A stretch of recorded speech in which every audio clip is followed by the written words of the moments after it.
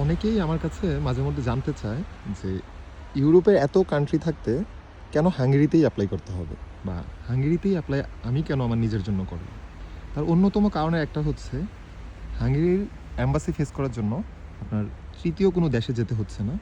আপনি ঢাকা থেকে বসেই হাঙ্গেরির অ্যাম্বাসি ফেস করতে পারতেছেন, যার জন্য কোনো ইন্ডিয়ান ভিসা বা ডাবল এন্ট্রি ভিসার কোনো জটিলতা নেই। এবং হাঙ্গেরিতে আইএলস বা উইদাউট আইএলসও অ্যাপ্লাই করা যায়।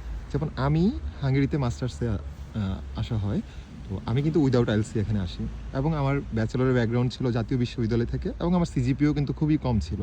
সো এরকম একটা লো সিজিপিএ এবং উইদাউট আইএলসে ইউরোপের কোনো দেশে অ্যাপ্লাই করতে হলে, আবার সেটা ঢাকা থেকে বসে যদি আমি অ্যাম্বাসি ফেস করতে চাই, তাহলে অবশ্যই হাঙ্গেরি বেস্ট একটা চয়েস হতে পারে। সো হাঙ্গেরির পরবর্তী ইনটেকের জন্য অ্যাপ্লিকেশন ইতিমধ্যেই শুরু হয়ে গিয়েছে, যেটা 26 সেপ্টেম্বর ইনটেক বলে সবাই চিনে।